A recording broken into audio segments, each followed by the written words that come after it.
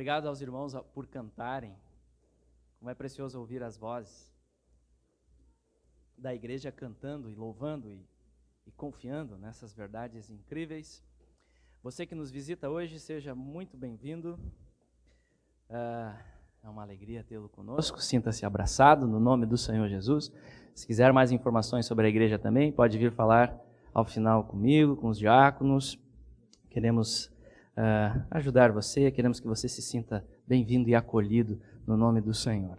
Amém? E nós aqui, como igreja local, temos o costume de seguir pregações expositivas, pegamos um livro da Bíblia e vamos seguindo.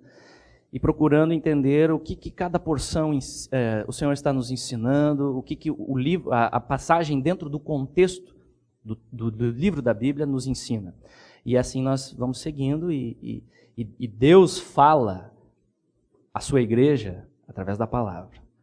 Deus rege a igreja através da pregação da palavra. A autoridade é dele. A autoridade é a palavra que cria a vida, que glorifica o nome do Senhor Deus. E nós estamos estudando o Evangelho de João e hoje chegamos ao capítulo 4. E vamos considerar outro marcante encontro e diálogo de Jesus, dessa vez com a mulher samaritana. E é muito interessante observar certo contraste entre os capítulos, como diz Hendrickson, o contraste entre o terceiro capítulo de João, a obra de Cristo na Judéia, e o quarto, sua obra na Samaria, é marcante. No capítulo 3, Jesus lidou com um homem, Nicodemos. No capítulo 4, com uma mulher. Lá, com um judeu. Aqui, com uma samaritana. Lá, com uma pessoa de alta posição moral. Aqui, com uma pessoa de baixa reputação. Não obstante, o Senhor se prova capaz de salvar a ambos. Então, nesses dois exemplos, meus irmãos, que interessante, né? Nicodemos e a mulher samaritana, nós temos a lição prática sobre o amor incondicional de Deus, porque Deus amou o mundo de tal maneira que enviou o seu Filho, e agora temos a lição prática. Primeiro com Nicodemos. Deus não faz acepção de pessoas, aquele religioso, aquele erudito, o certinho, entre aspas, Nicodemos. Tanto ele quanto esta mulher agora, imoral, com a vida bagunçada, ambos precisam de Cristo para a salvação. E ambos foram alvos do amor de Jesus, que veio até os dois. E hoje vamos observar em nossa mensagem quais foram os passos de Jesus. É muito interessante, meus irmãos, é incrível esse texto, é incrível.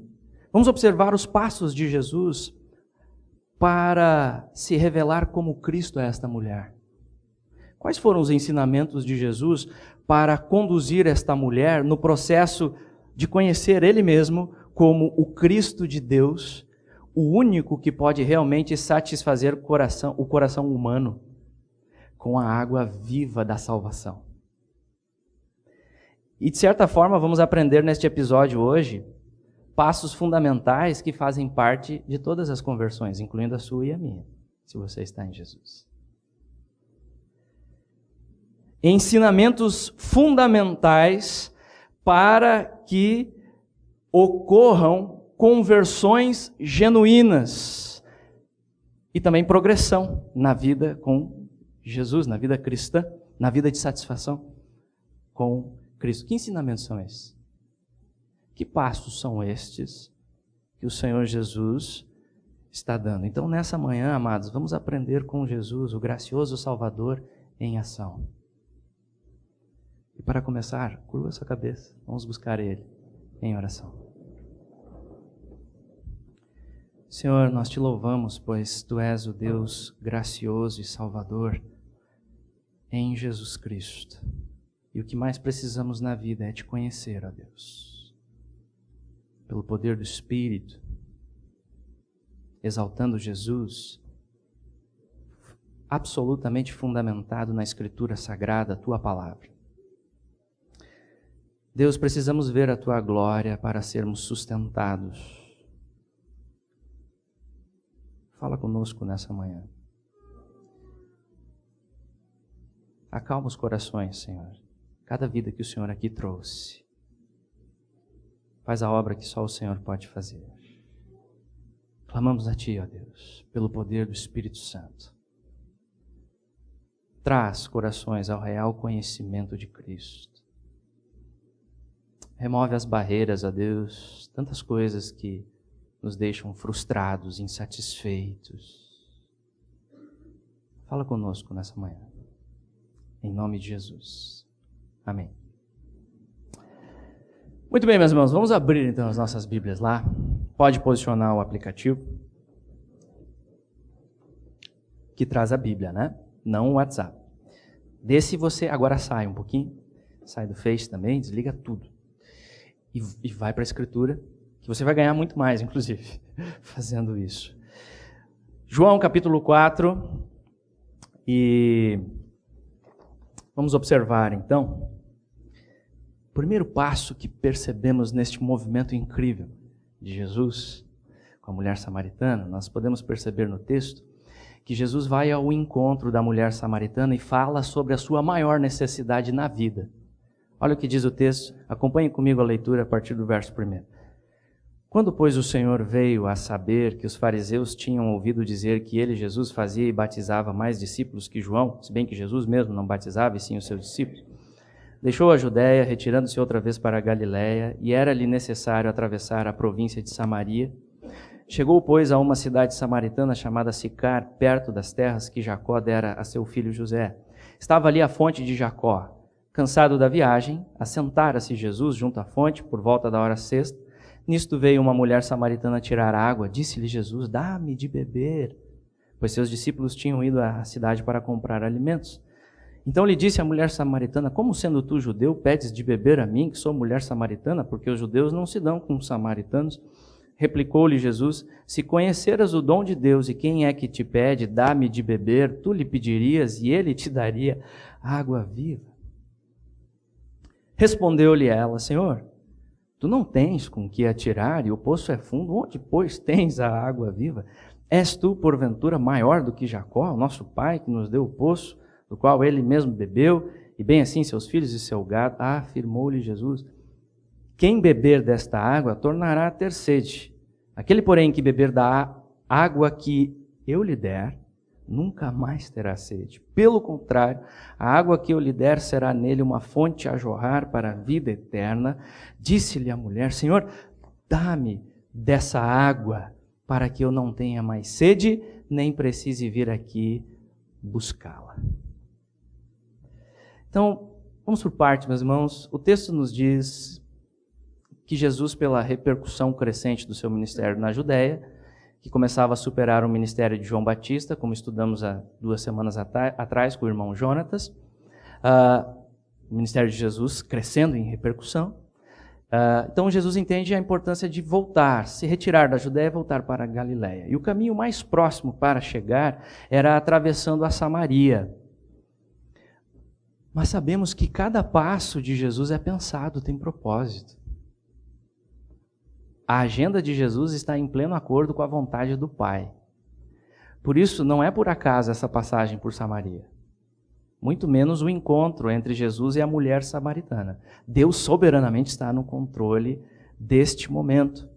Mas este encontro, ele acontece de forma bem natural, parece casual, coisa do cotidiano, do dia a dia.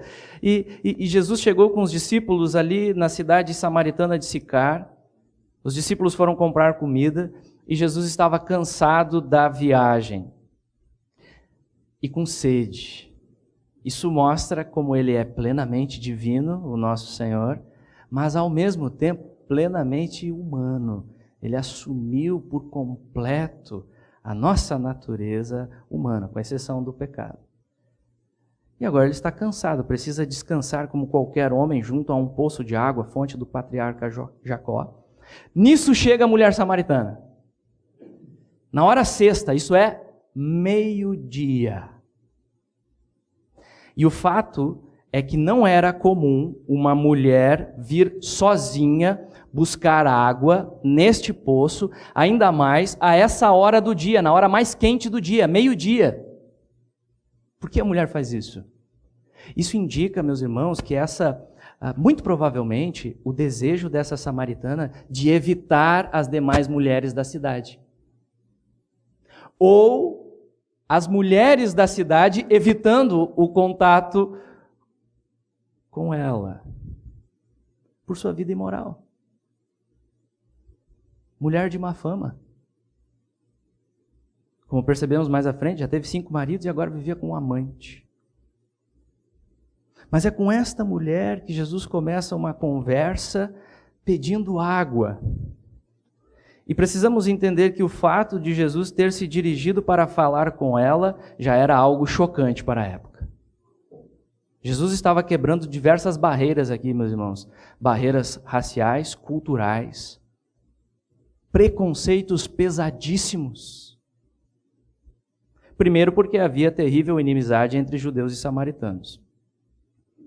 Como sabemos, os samaritanos eram um povo constituído pela mistura de gentios, pagãos e judeus, que se origina depois da destruição do Reino do Norte em Israel, pelo Império da Assíria. Isso está registrado em 2 Reis, capítulo 17. E assim era um povo que misturou o judaísmo com outras religiões, sincretismo. E eles acreditavam apenas nos 5 primeiros livros da Bíblia, o Pentateuco samaritano. Era só nisso que eles criam, eles rejeitaram o resto das Escrituras, o resto do Antigo Testamento.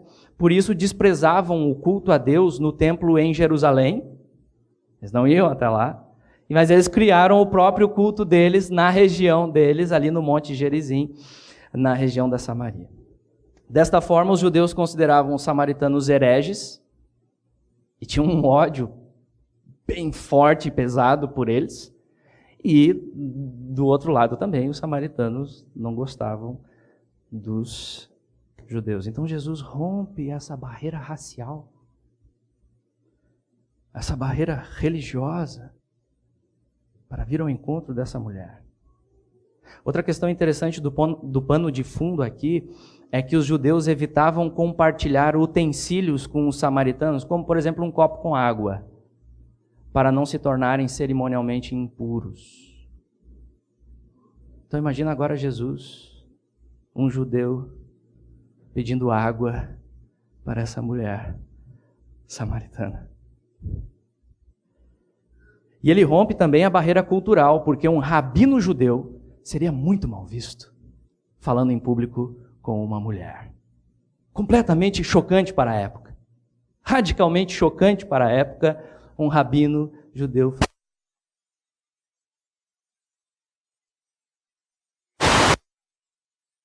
Alô, alô.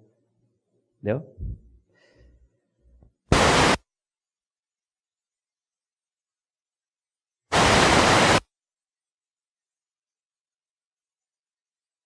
Testando agora, sim, voltou. Tentar me mexer menos. Mas então imagina, o Senhor Jesus, ele rompe também a barreira cultural, pois um rabino judeu seria muito mal visto ao falar em público com uma mulher, e muito pior ainda se ela fosse uma mulher de má reputação. Por isso a mulher fica espantada agora com este pedido de Jesus, Jesus pedindo água para ela. Mas aqui, meus irmãos, já podemos perceber o amor de Deus. O amor de Deus rompendo essas barreiras. Quando todos fugiam dessa mulher, Jesus não fugiu. Jesus não a desprezou. Jesus não a condenou, pelo contrário, Jesus a valorizou sobremaneira. Se identificou com ela. Por quê? Porque Jesus veio para salvar pecadores. O seu amor é incondicional.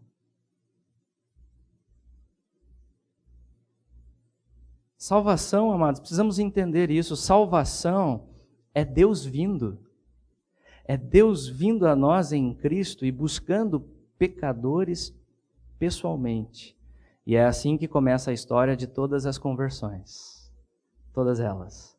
Deus vindo a nós, usando pessoas, circunstâncias, despertando o nosso interesse nele mesmo. Você consegue perceber isso na história da sua vida? O amor de Deus vindo a um pecador que não merece nada. E Ele continua buscando hoje esses pecadores. Por isso, então, Jesus prossegue a sua conversa transformadora com esta mulher e Ele aproveita a pergunta dela espantada, de espanto, no verso 9. Como sendo tu, judeu, pede de beber a mim, que sou mulher samaritana? E no verso 10, Jesus eleva a conversa para o plano espiritual, dizendo que ela precisava conhecer um outro tipo de água. Água viva. O dom de Deus. Falando aqui da vida eterna, da salvação pela graça, que só Jesus pode dar, mas ela não entende nada, ela fica boiando nessa hora. Ela fica viajando. Você já passou por uma experiência assim? Você está falando com as pessoas de Jesus, falando sobre a cruz, falando sobre o amor de Deus, falando ali sobre pecado, mas você vê no semblante da pessoa que passou voando. Ela está viajando ali com tudo que você está falando. É o que acontece com essa mulher. Por quê? Porque ela está pensando apenas na água física ainda. Ela está muito no material. E ela contra-argumenta com Jesus. Até o patriarca Jacó, quando precisou de água, teve que cavar esse poço. E Jesus, você não tem utensílio nenhum para tirar a água? E ela pergunta no verso 12, és tu, porventura, maior que Jacó, para conseguir a água diferente do nosso grande patriarca? És tu, porventura, maior que ele? Com certeza ela ainda não sabe com quem está falando. Ela está cega espiritualmente. Mas o Senhor prossegue. O Senhor prossegue se revelando a ela. E Jesus lhe ensina aqui algo muito importante, porque água, meus irmãos, sem dúvida é vital para a nossa sobrevivência. Questão fisiológica. Sem água, morremos. Mas existe uma necessidade ainda maior. Infinitamente maior.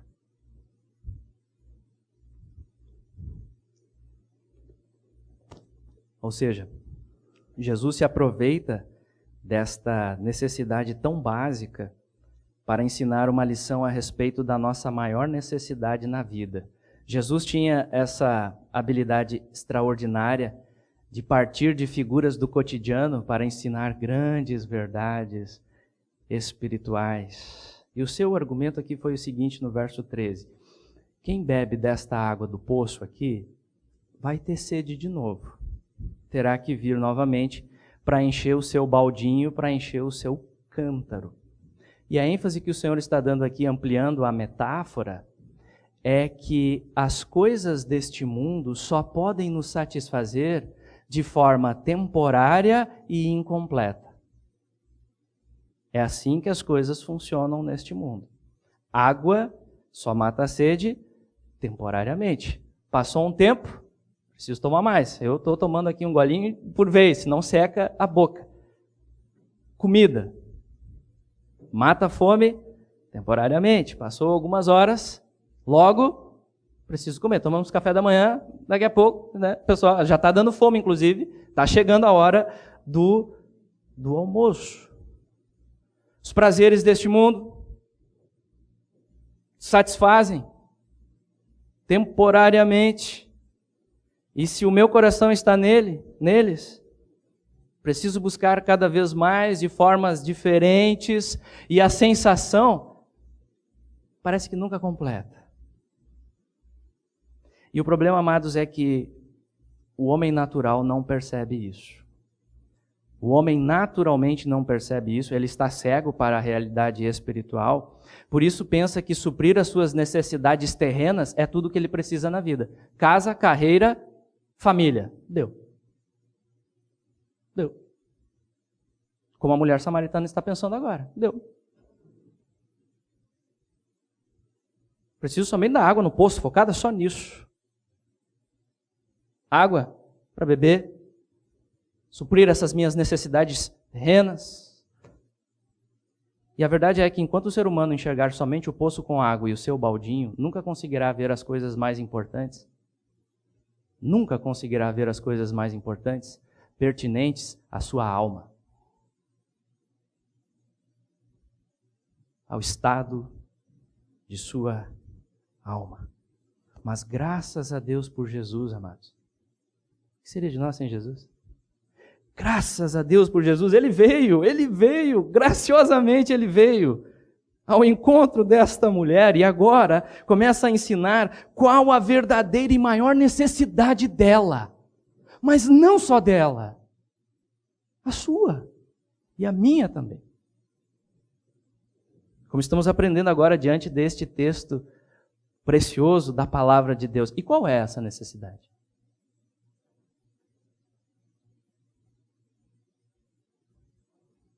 Qual é? Necessidade de Deus. Jesus diz: a água que eu lhe der será nele uma fonte a jorrar para a vida eterna. Não cessa mais. João 17,3 diz: e a vida eterna é esta, que te conheçam a ti, o único Deus verdadeiro, e a Jesus Cristo, a quem enviaste. Ah, meus irmãos, como precisamos aprender que esta aqui é a nossa maior necessidade. Como disse Blaise Pascal, você já ouviu falar dele? Blaise Pascal, famoso matemático francês, inventor da calculadora, século 17. Já usou calculadora? Não, ele que lá começou esse processo de invenção. Blaise Pascal. Ele foi um cristão e ele escreveu algumas coisas boas sobre teologia também. E ele disse uma coisa muito interessante. Ele disse: há no homem um buraco do tamanho de Deus. Há no homem um buraco na forma de Deus. Ou seja, só Deus pode suprir o nosso vazio existencial que adquirimos lá na queda em Adão. Nos afastamos de Deus. E somente Jesus pode suprir isso, pois salvação é o dom maior de Deus. Salvação é Deus vindo, Deus buscando pecadores e se dando a nós em Cristo para vivermos plenamente satisfeitos nele para sempre. E somente Jesus pode dar desta água viva que jorra para a eternidade. Só Ele pode conceder o Espírito Santo que opera esta salvação em nós e que faz toda a diferença. Como vimos ontem no enterro, o Espírito Santo sustentando aquele pai, aquele esposo que perdeu a sua esposa. E lá estava ele com a Bíblia na mão, Manfredo Mátula, e falando com uma confiança sobrenatural, extraordinária. Um vislumbre da glória de Deus é o que nos sustenta para esses momentos mais difíceis, e o caixão da esposa estava ao lado. E ele estava com a Bíblia na mão. E ele estava pregando. Ele estava confortando corações no momento mais duro da vida dele. Ele estava confortando. O que é isso? Isso é o Espírito de Deus. Isso não vem de nós. Isto é sobrenatural, isto é água viva que jorra para a eternidade e é fonte de bênção para as pessoas. Sendo assim, eu pergunto, você aqui hoje, você já bebe dessa água? Água viva. Você já entende que a sua maior necessidade na vida é de salvação, vida eterna? E esta necessidade é muito mais importante do que carro novo, saúde perfeita, casamento, filhos, viagem perfeita, muito mais importante, anos-luz mais importante. Você entende que você precisa aprender isso? Você precisa aprender a estar satisfeito em Deus, em Cristo. Satisfeito nele. Interessante, Jesus diz para a mulher no verso 10, vocês repararam o que ele disse? Mulher, se você soubesse quem te pediu água, seria bem diferente a situação. Você pediria. E Ele te daria a água da vida. Ou seja, amados irmãos, Jesus está oferecendo, vocês perceberam isso? Jesus está oferecendo aqui desta água que satisfaz corações. E a verdade é que Ele continua oferecendo hoje da mesma forma que aconteceu com aquela mulher. Ele oferece hoje. Basta pedir. Você já pediu? Você já pediu? Se ainda não, o que está esperando? Por que não pede agora? Por que não clama agora a Ele? Por que não pede?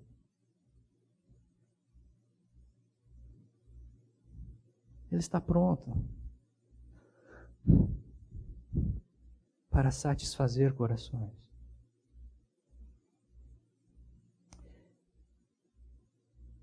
E percebam, amados, foi isso que a mulher samaritana fez. Versículo 15. Ela pediu para Jesus, ela pediu, dá-me desta água. Ela está sendo despertada através deste evangelismo eficaz de Jesus. Percebam, Jesus evangeliza muito bem. Precisamos aprender a evangelizar com Jesus. Mas fica claro que o entendimento dela ainda é deficiente, ainda está fraquejando muito. Está bem deficiente o entendimento dela sobre a sua maior necessidade de Cristo. Porque ela ainda está pensando muito no plano terreno. Me dá dessa água para não voltar mais nesse poço. Eu quero me livrar disso aqui. Não precisa mais voltar mais aqui. Senhor, resolve os meus problemas todos aqui e agora neste mundo. É só o que eu preciso, mais nada. Resolve todos eles agora, aqui. Dá dessa água para não precisar voltar mais nesse poço. Por isso Jesus vai dar outro passo agora, meus irmãos. Jesus vai ter que dar outro passo com essa mulher. Ela está precisando de mais um passo. Você está precisando de mais um passo. Nós precisamos deste passo. Um passo fundamental no processo de conversão. Só que este passo agora é mais doloroso. Esse dói. Porém, precisa ser tratado. Isso aqui precisa ser absolutamente tratado para cair a ficha da sua necessidade de Jesus. Por isso que nesse próximo passo, o Senhor Jesus expõe o coração pecaminoso da mulher samaritana. Olha o que diz o versículo 16. Disse-lhe Jesus: vai, chama teu marido e vem cá. Ao que lhe respondeu a mulher: não tenho marido. Ela que era tão falante, agora poucas palavras. Poucas palavras. Não tenho marido. Replicou-lhe Jesus: bem disseste, não tenho marido, porque 5 maridos já tivesse, e esse agora que tens não é teu marido. Isso disseste com verdade. É incrível a forma como Jesus conduz isso, né? Ele traz essa repreensão, mas ao mesmo tempo elogia ela. Você está falando a verdade. Ele é cuidadoso na forma como ele conduz a mulher a fazer cair a ficha da sua miséria. E notem que Jesus, como Deus, ele sabe todas as coisas, ele conhece muito bem o coração de todos os homens. Ele sabe o que você está pensando agora. Ele sabe onde está o seu coração agora. Ele sabe. Por isso Jesus faz menção ao marido e agora Jesus expõe a ferida desta mulher. Jesus expõe a parte mais feia da sua vida, aquela esconde de todas as formas. Aquela esconde, ela faz para ninguém ver. Ninguém precisa ver, ela foge disso. Jesus traz à tona agora. Olha aqui. Como diz Hendrickson, a mulher deseja água viva, então é preciso haver sede por essa água. Esta sede não estará completamente desperta, a menos que haja uma percepção de culpa, uma consciência de pecado. A menção ao marido dela é o melhor meio de lembrá-la de sua vida imoral. O Senhor agora se dirige à consciência dela. Werner, acho que pode diminuir um pouco o ar, aumentar um pouco a temperatura. Estou vendo algumas pessoas com frio aqui. Vou botar no 24, talvez. Acho que está na mesa aqui.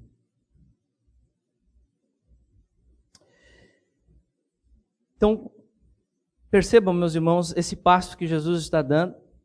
E o fato que nós percebemos aqui é que ela ela já teve 5 maridos. Ela teve 5 maridos,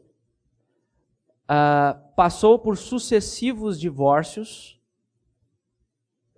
e estava agora com um homem que não era legalmente o seu marido. Ela estava vivendo com um amante. Ela estava vivendo em adultério. E a pergunta que surge é: por que essa mulher que conhecia a lei de Deus, o Pentateuco, incluindo o 7º mandamento, não adulterarás? Por que essa mulher que conhece a lei, quebra a lei assim, vez após vez? Porque imaginemos o caso dela. Ela vai passando de um homem para outro. Vai passando de um homem para outro, casa uma vez, vamos entrar nessa empreitada, não dá certo, separa, vai de novo, casa de novo, e vez após vez vai entrando nesse ciclo, e agora ela vive com um amante. O que leva uma pessoa a entrar neste ciclo maluco sem fim?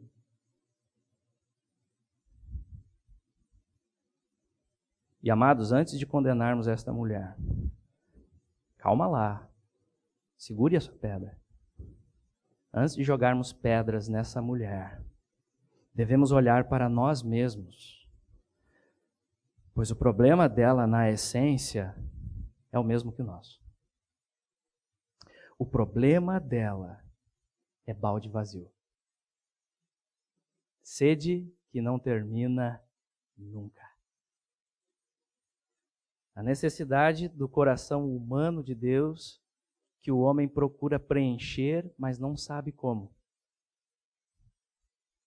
E em virtude do nosso pecado, tentamos saciar esta sede nas fontes erradas. Seja nas pessoas, aprovação das pessoas, sede por aprovação das pessoas, seja em filhos, seja em família, seja em esposo, casamento perfeito, seja em amante, seja em paixões sem fim, uma atrás da outra, ou em bens materiais.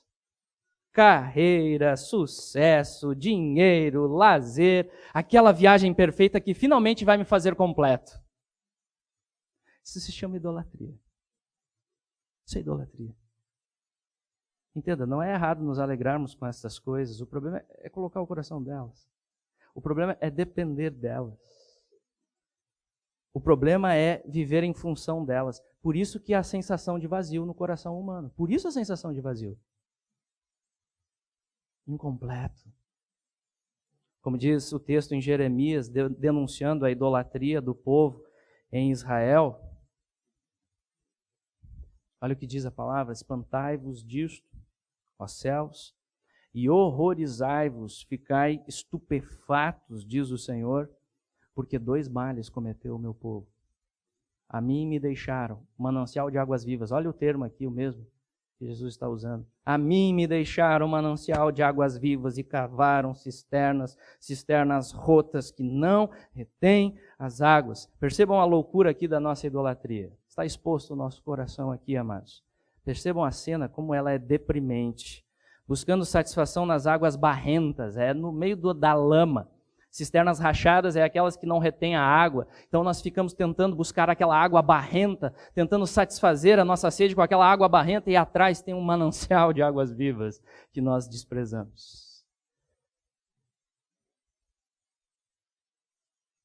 Recorremos à criatura e às coisas criadas, em vez de recorrermos ao Criador, o manancial de águas vivas. É por isso que uma das principais marcas de um coração sem Jesus, ou que está se afastando de Jesus, uma das principais marcas que está se afastando desta fonte certa, é insatisfação. Frustração. Sempre correndo, para lá e para cá, pulando, com um baldinho vazio. Nunca tem sossego. Nunca. Então é exatamente isso que Jesus está mostrando para essa mulher. Seu maior problema é que ela é uma pecadora idólatra. Ela está buscando satisfação na fonte errada. E perceber isso, meus irmãos, não é fácil, é extremamente doloroso, é desconfortável, ouvir coisas que não gostamos de ouvir. Mas é extremamente necessário para que haja verdadeira conversão e progressão na vida com Jesus, porque você nunca vai desejar o remédio da graça se não se reconhecer um doente espiritual antes. Se estiver tudo certinho, se achando tudo certinho, Jesus veio para os doentes. Você nunca vai clamar pelo remédio da graça sem se reconhecer este doente antes. Você precisa ser quebrado. Você precisa ser quebrada.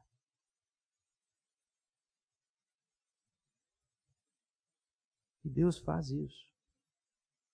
Deus faz isso, amados, através do Espírito, usando a lei como um espelho que nos faz enxergar a feiura da nossa alma. A lei faz isso, é como um espelho colocado diante de nós e nós enxergamos quem nós somos por dentro, revelando as motivações dos nossos corações, revelando a idolatria que há em nós. Isso dói muito. Deus usa também circunstâncias difíceis, doloridas na vida para mostrar quem nós somos. Mas esta tristeza, diferente do mundo, ela não é desesperadora. Pelo contrário, ela é purificadora, ela é salvadora, ela é cheia de esperança. É mais ou menos como a dor de um osso quebrado que precisa ser colocado no lugar de volta. Dói muito, você não quer mexer, mas é extremamente necessário para a cura, para a restauração, para que as coisas sejam colocadas no seu devido lugar, para aquilo que você foi criado, que é adorar a Deus e estar satisfeito nele. Então esta tristeza é sinal que Deus está agindo, como diz Paulo, porque a tristeza, segundo Deus, produz arrependimento para a salvação, que a ninguém traz pesar. Mas a tristeza do mundo produz a morte, porque é vazia, sem esperança nenhuma, foco nas coisas erradas, desespero e morte. Você já sentiu essa tristeza, segundo Deus? Já sentiu ela? Você já se reconhece pecador da mesma natureza desta mulher prostituta e idólatra? Essa é a sua essência, sua, minha, nossa essência diante de Deus. E é isso, amados, que Jesus está fazendo em amor. Ele está mostrando para esta mulher quem ela realmente é e quem nós somos. Mas graças a Deus, Jesus não para por aqui. Graças a Deus ele vai prosseguir. Ele vai dar mais um passo fundamental. Ele vai mostrar quem é o único que pode restaurá-la. Então, percebam o movimento. Depois de Jesus vir em amor, ensinar sobre a sua maior necessidade. Olha, o seu foco está errado. Presta atenção. Depois de ensinar, depois de expor o seu pecado, trazer à tona a parte mais feia do seu ser, aquilo que estava tentando esconder, trazer à tona, mostrar realmente quem você é. Finalmente chegou a hora. Jesus se apresenta como Cristo para a mulher samaritana. Olha o que diz o versículo 19. Senhor disse-lhe a mulher: vejo que tu és profeta. Nossos pais adoravam neste monte, vós, entretanto, dizeis que em Jerusalém é o lugar onde se deve adorar. Disse-lhe Jesus: mulher, podes crer-me que a hora vem, quando nem neste monte, nem em Jerusalém adorareis o Pai. Vós adorais o que não conheceis, nós adoramos o que conhecemos, porque a salvação vem dos judeus. Mas vem a hora, e já chegou, em que os verdadeiros adoradores adorarão ao Pai em espírito e em verdade, porque são estes que o Pai procura para seus adoradores. Deus é espírito e importa que os seus adoradores o adorem em espírito e em verdade. Eu sei, respondeu a mulher, que há de vir o Messias, chamado Cristo. Quando ele vier, nos anunciará todas as coisas. Disse-lhe Jesus: eu sou, eu que falo contigo.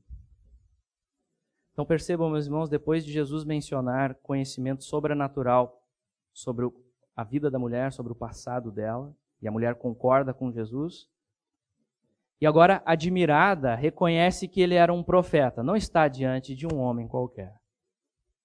e então puxa o assunto sobre verdadeira adoração. Talvez tentando se esquivar um pouco do assunto doloroso do seu pecado, que estava difícil ali aquela situação. Tentar sair, tentar fugir, tentar mudar, mas ao mesmo tempo sendo despertada para o assunto espiritual. E em outras palavras, no verso 20, ela está perguntando: quem é Deus? Excelente pergunta. Quem é Deus? Deus verdadeiro é o Deus que os samaritanos adoram aqui neste monte, ou é o Deus adorado pelos judeus lá em Jerusalém? Em que local está o Deus verdadeiro? E Jesus responde no verso 21, mulher, você deve crer em mim. Você deve crer em mim. Deus não está preso a lugar nenhum. E o importante não é o local, mas sim quem e como você adora. Isso é vital. E o problema dos samaritanos é que eles adoravam o que não conheciam. Por quê? Porque abandonaram a revelação de Deus. Eles abandonaram a Escritura, eles não criam no restante da Bíblia, que era todo o Antigo Testamento até então, na época. Os judeus, diferentemente, preservaram a Escritura, e a salvação vem dos judeus, pois Jesus mesmo era um judeu. Mas como já estudamos, o Evangelho de João sinaliza que Jesus está trazendo uma nova ordem, está chegando um novo tempo com Jesus. E a antiga aliança fica para trás. Já falamos em várias mensagens sobre isso. Jesus veio para substituir o antigo templo em Jerusalém, que apontava para ele a presença de Deus entre os homens. Então estava chegando o tempo que essa discussão sobre adorar no monte, vamos lá no monte adorar, ou adorar no templo, não faz mais sentido nenhum. Porque os verdadeiros adoradores adorarão o Pai em espírito e em verdade. São estes adoradores que Deus está produzindo hoje em Jesus. E o que significa esta expressão em espírito e em verdade? O que significa? Já parou para pensar nisso? Espírito aqui, amados, em espírito aqui significa de todo o coração. Todo o nosso ser envolvido na adoração. E isso, claro, envolve ser nascido do Espírito. Ser batizado com o Espírito Santo. Algo que este Evangelho deixa claro. Quem que concede? Quem é o único que concede o batismo? Já estudamos. O João Batista testemunhou. Virá aquele, eu batizo com água, virá aquele que batiza com o Espírito Santo. Então a adoração em espírito é a adoração nele, a adoração no espírito, é ser nascido de novo, como Nicodemos teve que aprender. Esta é a adoração em espírito, e isso envolve todo o nosso ser. Pensamentos, vontades, emoções, tudo que somos rendidos à glória de Deus. E verdade significa conhecimento correto, verdadeiro de Deus na palavra. Então percebam, ao falar sobre verdadeira adoração, Jesus conduz a mulher mais uma vez para a sua necessidade do Messias. Tudo acaba lá. Tudo acaba nele. Porque o conhecimento verdadeiro de Deus, que é espírito, invisível aos homens, vem somente por meio de revelação. E Cristo, o Verbo, a palavra encarnada, é a máxima revelação de Deus aos homens. Por isso, notem o que acontece depois dessas palavras de Jesus. A mulher remete à necessidade do Messias. Olha o que ela diz lá no verso 25. Eu sei que o Messias, quando vier, vai nos ensinar todas estas coisas. Os samaritanos, amados, tinham uma certa noção do Messias que viria, de acordo com o texto lá de Deuteronômio 18, parte do Pentateuco. Lembram daquele texto? Que viria o grande profeta depois de Moisés? Então eles tinham uma certa noção, bagunçada, claro, mas tinham uma certa noção que o Messias, quando viesse, ensinaria todas estas coisas pertinentes à verdadeira adoração, à salvação da vida deles. E é bem provável que a mulher a esta altura já estivesse bem desconfiada diante de Jesus, depois de tantos ensinamentos tão preciosos, o conhecimento de quem ela é por dentro. É provável que ela já estivesse bem desconfiada, e então finalmente Jesus, o gracioso Salvador, se revela a ela. Ela está pronta, ele diz: eu sou eu que falo contigo. Este é o ponto principal do texto. E este deve ser o ponto principal da sua vida e da minha vida também, contemplar Jesus como o poderoso Cristo de Deus, pois somente nele podemos ter salvação e plena satisfação. E interessante, vocês perceberam uma certa progressão no texto? No entendimento da mulher de quem era Jesus? Uma certa progressão, olha o que diz Hendrickson. Esta sessão mostra uma série progressiva de surpresas. Pouco a pouco, Jesus revela quem ele é. E em concordância com esta autorrevelação progressiva, a confissão da mulher avança, tendo ela primeiramente visto nesse estranho um judeu, depois um profeta e finalmente o Cristo. Que processo gracioso Jesus conduziu esta mulher, e não só ela. Não só ela. Se você está em Cristo hoje, se você hoje está confiando em Jesus, você consegue perceber que isso é obra pura da graça? Porque não foi você que buscou primeiro. Não foi você que buscou primeiro. Ele veio. Ele veio graciosamente, ele veio ao encontro. Ele puxou conversa. Ele iniciou o bate-papo. Ele veio despertar o interesse. Ele vem mostrando quem você é realmente. Isso dói, incomoda, você tenta fugir de todas as maneiras, mas não sabe como. A graça busca, persegue, vence, até que faz cair a ficha e mostra quem Ele é para você, e você então finalmente descansa. Olha o que diz o apóstolo João.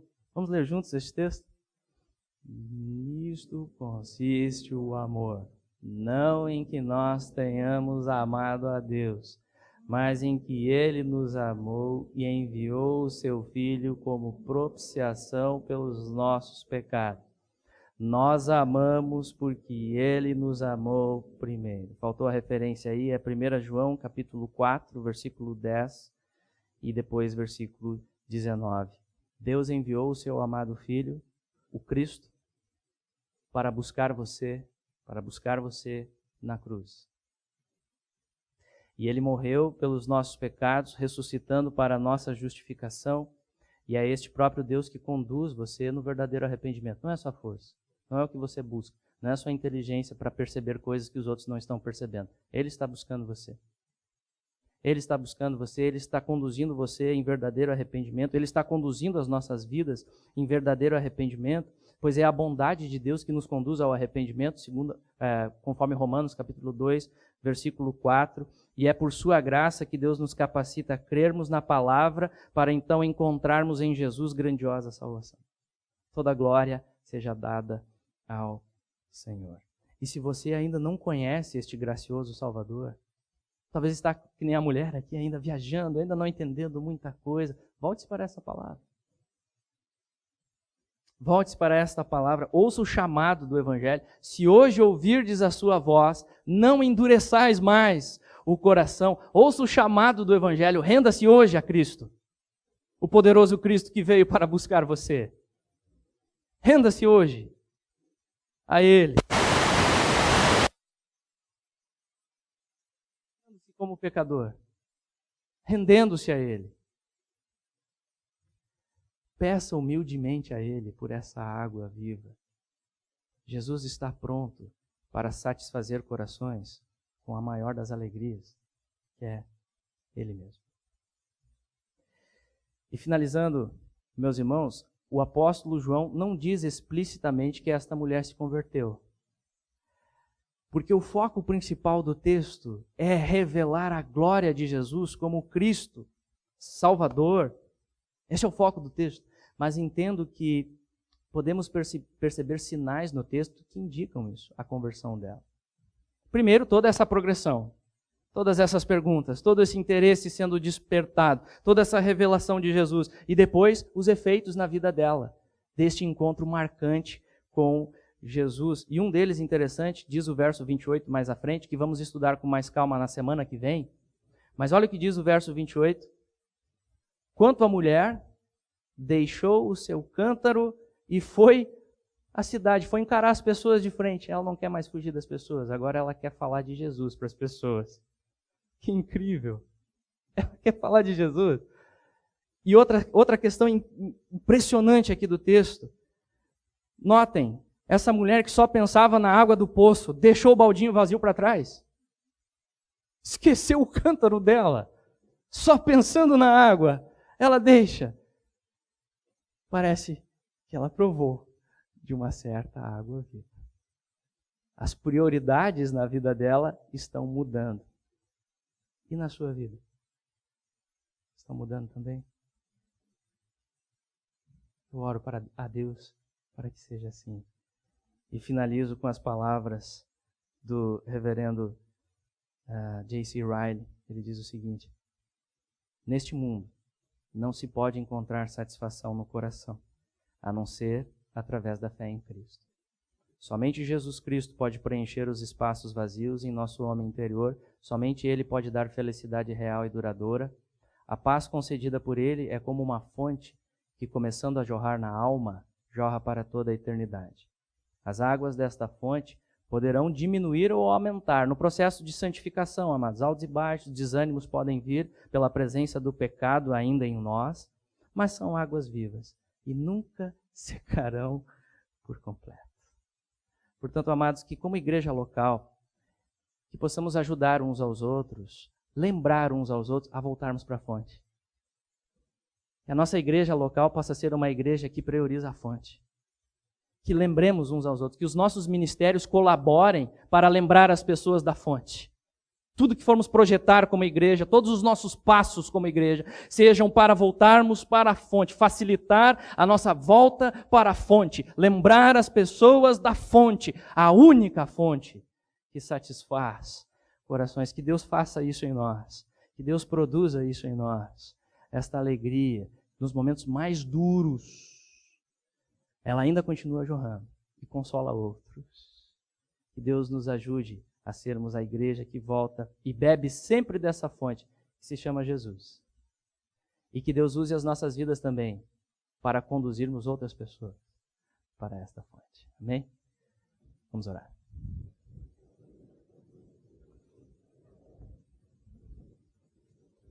Pai, obrigado pela água da vida. Obrigado por Cristo. Não merecemos nada, somos pecadores. Mas, ó Deus, que texto grandioso e precioso. O Senhor vindo buscar essa mulher, cega em seus próprios pecados, perdida, buscando satisfação em fontes, ó Deus, que só levam à perdição quando colocamos a nossa confiança na criatura. Obrigado porque o Senhor nos busca. Obrigado porque o Senhor nos remove das trevas da nossa incredulidade, da nossa desobediência. Obrigado porque o Senhor nos conduz em arrependimento. Obrigado porque o Senhor cria fé em nós. O Senhor nos capacita a crermos e contemplarmos a glória de Jesus. E, ó Deus, usa as nossas vidas como essa mulher foi tomada pela alegria para falar dessa fonte, as vidas que nos cercam, Pai. Usa a nossa igreja. Por favor, Deus, pedimos-te a Deus humildemente. As pessoas precisam conhecer essa fonte. Usa as nossas vidas, ó Deus, para falarmos desta fonte que jorra para a eternidade. E nós oramos no nome dele, precioso, do Senhor Jesus. Amém.